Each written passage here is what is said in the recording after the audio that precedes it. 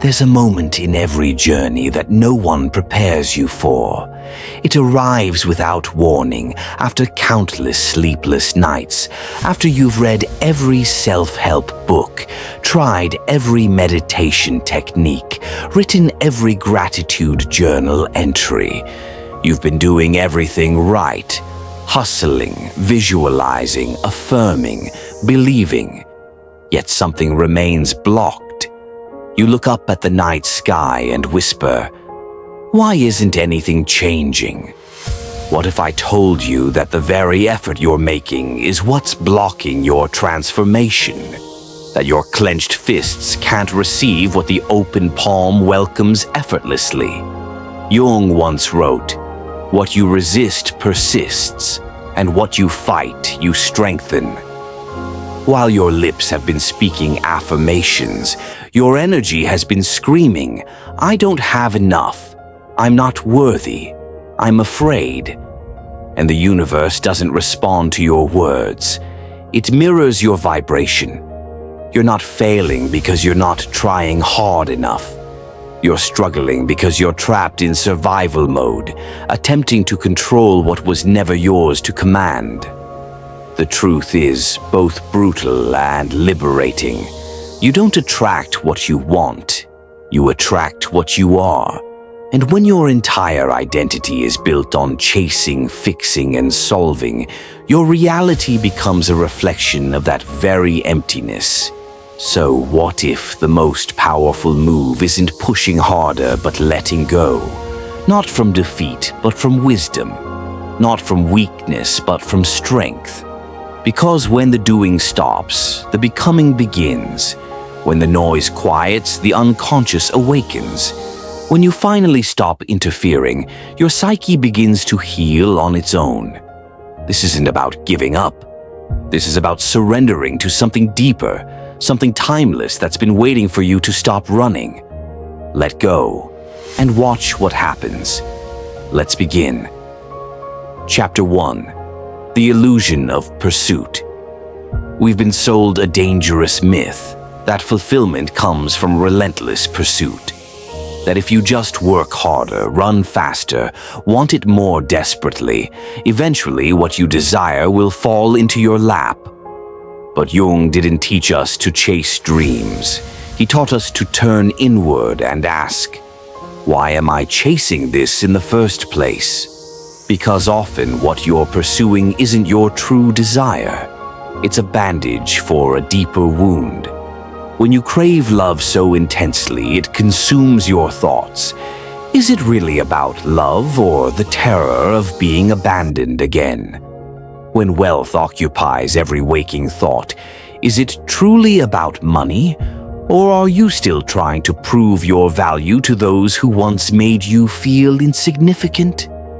Jung's revolutionary insight wasn't motivation, it was confrontation.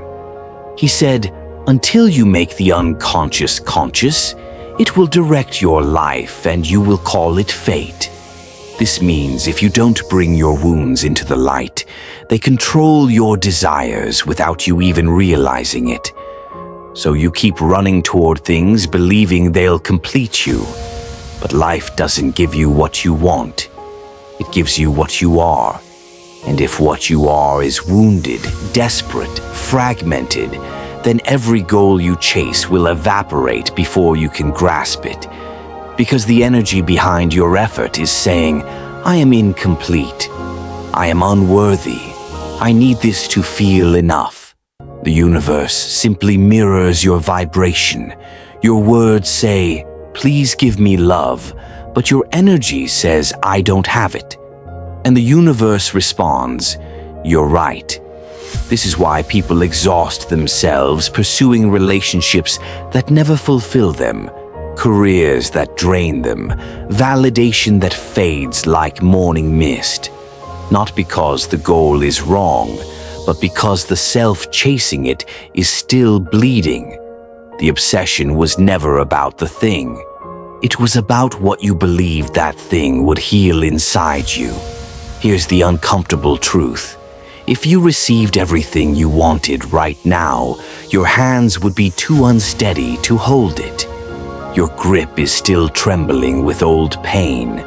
Jung wasn't teaching us to manifest from ego. He was showing us how to integrate our soul, to stop chasing and start facing the part of you that's been quietly whispering, "I'm not pursuing success. I'm pursuing wholeness." Chapter 2. The Unconscious Mirror. Most people wake up believing life is testing them, throwing obstacles in their path to prove their resilience. But the truth cuts deeper. You're not being tested. You're being mirrored. Life doesn't respond to what you want. It responds to what you are. Not your vision boards, not your Instagram captions about healing, but your unconscious identity. That silent belief system pulsing beneath every choice you make. Jung understood this with piercing clarity. Your vision will become clear only when you look into your heart. Who looks outside dreams, who looks inside awakens. Translation: stop searching for signs in the clouds. Start reading the ones written in your soul. Here's the brutal reality. If your unconscious mind harbors doubt, fear, trauma, unworthiness, you could write affirmations in gold ink on your ceiling. Repeat, "I am enough," until your voice gives out. It won't penetrate. Because deep down, you don't believe it. You cannot deceive the unconscious. It hears everything. It remembers everything. And it runs the show even when you think you're in control. That tightness in your chest when you visualize success, that anxiety when you think about how it will all unfold, that's not intuition. That's your unconscious screaming. You don't really believe this is possible, do you? And so life mirrors that doubt. It delays your blessings, not out of cruelty, but because your energy says, "I'm not ready to receive." So what's the solution? We stop. We stop begging. We stop obsessing. We stop piling positivity on top of internal chaos. True power isn't found in more effort. It's found in presence, in slowing down enough to hear the whispers of your own psyche. When doubt surfaces, don't run from it. When fear appears, don't bury it beneath another motivational podcast. Sit with it. Decode it. Because every fear is a message, every hesitation a signal. Your unconscious is always speaking. The question is, are you brave enough to listen? Chapter 3. The Strength in Surrender. Let go, not as an act of defeat, not because you've given up on the outcome, but because you finally awaken to the truth. I was never meant to control the world. I was meant to understand myself within it. Detachment isn't about apathy. It's not pretending nothing matters. It's about reclaiming your energy from places it never belonged in the first place. It's the quiet confidence that says, "I've done what I could. Now I surrender what I can't." Jung understood that true transformation doesn't happen in obsession. It happens in surrender. Not passive resignation, but deep inner alignment. You can't fake detachment. You can't scroll through social media declaring, "I don't care anymore," while secretly checking your phone every 5 minutes for validation. The unconscious doesn't respond to your words. It responds to your vibration. And if your vibration still says, "I need this to feel whole," then life will continue showing you all the ways you're not. Detachment isn't the absence of desire. It's the absence of dependency. It's knowing in your bones that, even if this never manifests, I am still enough. Here's the paradox. When your energy finally aligns with that truth, everything begins to flow. Not because you forced it, but because you're no longer resisting it. Life bends toward those who are already whole, not those begging to be completed. So if you're caught in pain right now, if you're trapped in that invisible web of waiting, obsessing, hoping, pause. Not to distract yourself, but to ask, what part of me still believes this one thing will fix everything? The part of you that's waiting for love, for validation, for success. That part doesn't need fixing. It needs witnessing. Not by the world, not by those who left, not by your critics, but by you. Chapter 4. Embracing the Void. This is where transformation truly happens, after you finally let go, after the fight, the obsession, the white-knuckle gripping, the desperate pleading. Something unexpected occurs. Nothing. No sign, no reward, no sudden miracle, just silence. You wake up and the world looks unchanged. Your phone doesn't buzz with opportunity. Your heart still aches. The door hasn't opened. The message hasn't arrived. And the voice inside whispers, was any of this even worth it? This is the moment that breaks most people. We've been programmed to believe that if we let go, something better will instantly take its place. But the universe doesn't move on your timeline. It moves in energetic alignment. And before giving you what you asked for, it verifies who you've become without it. So here you are in the void. That space that feels like nothing but holds everything. This is the in-between, where your old self has died, but your new self hasn't been born yet. This space terrifies because there's no map, no proof, no external feedback confirming you're on the right path. Just you and your thoughts and the deafening quiet demanding you trust something you cannot yet see. Jung called this the creative void. In all chaos, there is a cosmos. In all disorder, a secret order.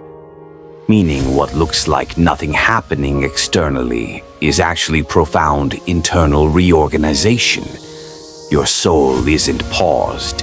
It's under construction. Your unconscious is rewiring. Old wounds are releasing.